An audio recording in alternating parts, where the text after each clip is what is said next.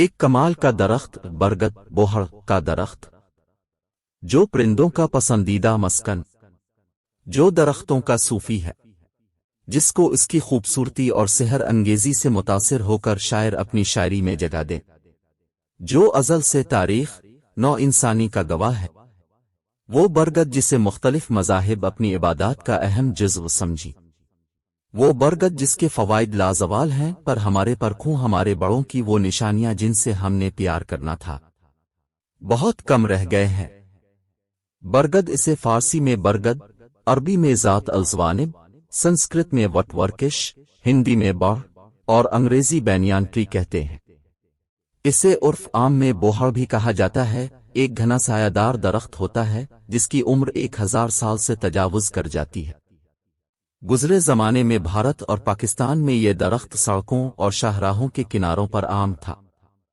سری لنکا اور نیپال میں بھی بہت تھا، مگر اب ختم ہوتا جا رہا ہے۔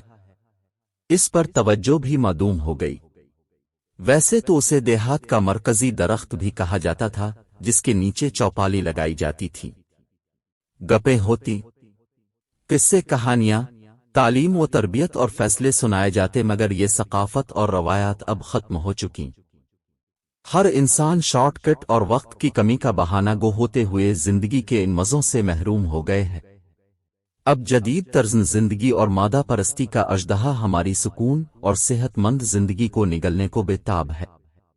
ہاں، تو ہم برگد کی بات کر رہے تھے۔ برگد کا درخت جب ایک خاص عمر سے بڑا ہو جائے تو اس کی شاخیں سے ریشے جھک کر زمین میں مل جاتی ہیں اور درخت کی چوڑائی زیادہ ہو جاتی ہے۔ اسے ریش برگد، برگد کی داڑھی کہا جاتا ہے۔ برگد کے پتوں نرم شاخوں سے دودھیا رنگ کا گاڑھا محلول نکلتا ہے، جسے برگد کا دودھ آشرن برگد کہتے ہیں۔ یہ جسم پر لگ جائے تو سیاہ نشان بناتا ہے، اگر تھوڑی دیر ہوا میں رہے تو ربڑ کی طرح جم جاتا ہے۔ اس کے پتے سبز، پھل اور برگد سرخی مائل ہو سکتے ہیں۔ پھل سرخ ہو تو مائل با شیرینی ہوتا ہے۔ اس درخت کو ادویاتی استعمال میں بہت لایا جاتا ہے۔ برگد کے فوائد کے متعلق حکیم کرامت علی صاحب کچھ یوں گویا ہوتے ہیں: برگد بوہڑ میں اللہ پاک نے انسانوں کے لیے بہت زیادہ فوائد پنہا رکھے ہیں، یہ نیا نہیں۔ پنجاب میں برگد کا سینکڑوں سال پرانا درخت ہے۔ پنجاب کے علاوہ دنیا کے تقریباً ہر علاقے میں پایا جاتا ہے۔ بزرگ لوگوں سے سنا کرتے تھے کہ جہاں برگد کا درخت ہو وہاں نامردی کا مرض نہیں ہوتا، اور جہاں مدار آک ہو وہاں ٹی بی نہیں ہوتی۔ اب پتہ چلا کہ انہوں نے سچ فرمایا تھا۔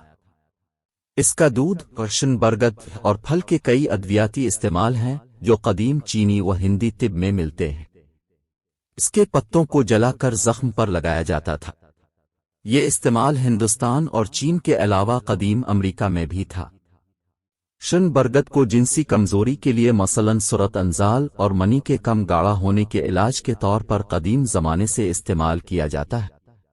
برگد، ریش برگد، کومپل برگد، چھال برگد ہر ایک 200 گرام پانی 3 کلو میں رات کو بھگو دیں، صبح ہلکی آنچ پر جوش دیں، جب پانی 1/3 رہ جائے مل کر چھان لے، دوبارہ اگ پر رکھ دیں، جب مجمد ہونے کے قریب ہو جائے تو اتار کر اس گند ناگوری موسلی جینسن بیج بند تخم لاجونتی کا صفوف شامل کر کے حب نہدی تیار کریں۔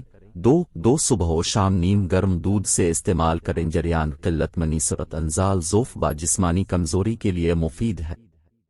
تو دوستو، کیا خیال ہے برگد کی شجرکاری بڑھنی چاہیے یا نہیں؟ بالکل، اس با کمال درخت کو بڑھ چڑھ کر لگانا چاہیے۔